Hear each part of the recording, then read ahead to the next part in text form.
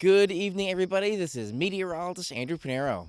So it's pretty cool right now, and a lot of areas in the tri-state are just starting to get into the 60s. There are still low 70s there, but we're going to be in the 60s and then getting down into the 50s overnight tonight. So it's going to be a kind of unseasonably cool night tonight.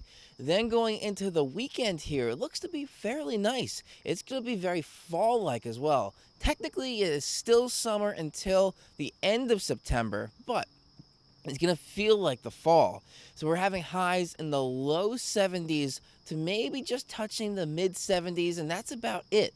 We're going to be seeing also very cool overnight lows getting into the low to mid 50s for the weekend as well. It's going to be mostly sunny, so if you have any plans outside during the day, it's going to be fairly nice, just a little cool out there.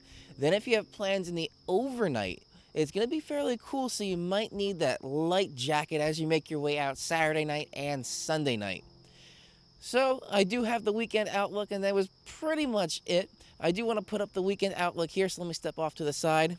So this is where we're seeing these nice sunny skies for the entire weekend. It's not going to be a top 10 weekend because it's still a little bit cool for the summer, but it's going to be a nice looking weekend, and especially with those overnight lows getting down into the 50s. So now let me take that down.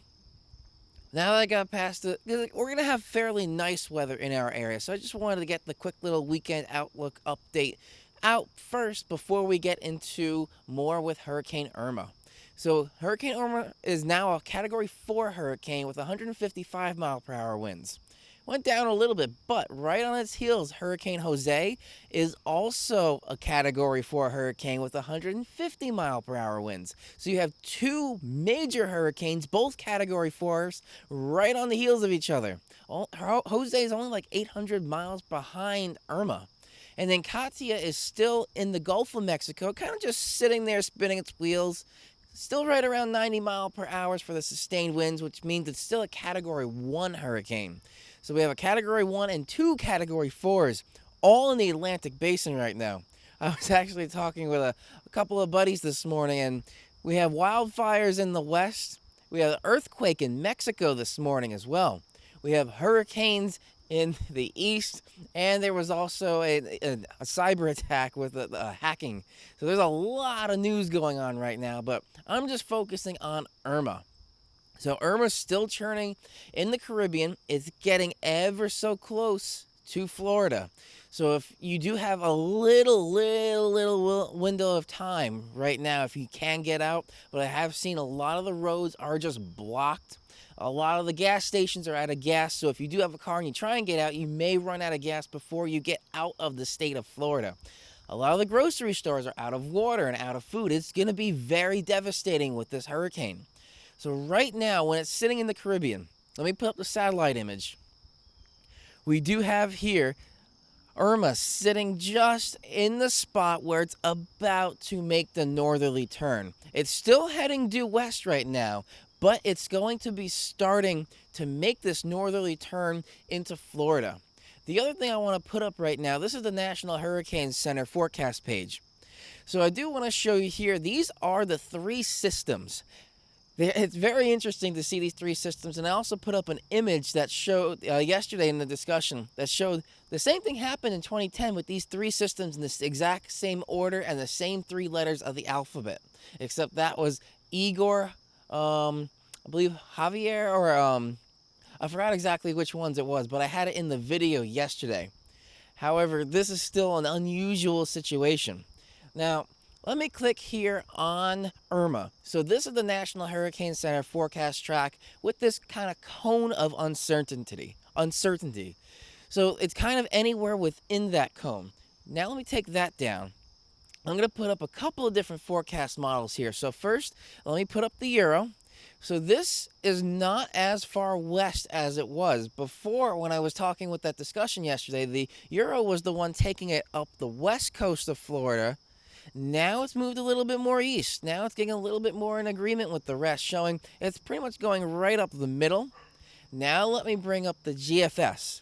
This one moved a little bit more west. So this is also in agreement with the Euro right now, showing it's going to be pretty much right up the middle of Florida. Now let me bring up the NAM. NAM is showing the same thing. It's pretty much going right up the middle of Florida there. And the last one I want to bring up, this one is from a WSI. This is called their Deep Thunder project with the Watson supercomputer. This one is also showing, going right up the middle of Florida. So let me take that down. A lot of these forecast models are now getting a much better consensus on the exact track of this. There's still a little bit of uncertainty as it gets out of the Caribbean islands because that can still cause some variability. But it's looking much more inconsistency, the model run to model run and from model to model, that it's pretty much going to hit Florida. These latest ones are showing the middle of Florida, but I'd say pretty much anywhere from Florida, Georgia, and South Carolina. Still keep that in mind for those other two states, but it's really looking like a direct hit on Florida.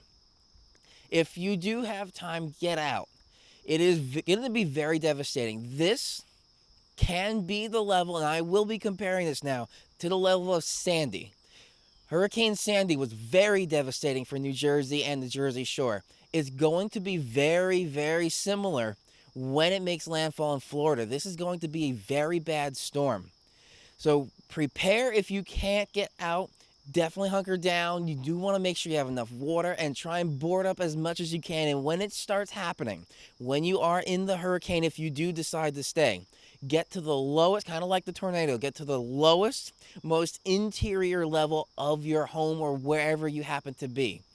In case there is flooding, don't go low, try and get up. So it's going to be bad pretty much no matter where you are. I really hope you can get out. Otherwise, if you are staying, I am praying for you because it's going to be very bad. So I did want to just give you guys that weather update. It's going to be very intense going into the weekend. And going through the weekend, I'm going to have continuing coverage on Irma with these weather updates and Irma updates, tropical updates. And I'll also be having some more details as Irma gets closer and closer to making landfall in Florida. Back to our area. We are going to have a nice weekend, so if you can, you get out and enjoy the weather because it's going to be fairly nice and sunny, but a little bit cool. So this is meteorologist Andrew Pinero. Again, to keep getting these weather updates, hit that little subscribe button, then hit that little bell button next to that to get the notifications whenever I upload another video or if I go live. I may try and go live with some of these videos, but I'll just be trying to get just the videos out there with these weather updates for you. Have a great evening, everybody, and enjoy the beautiful weekend that we're going to have coming up.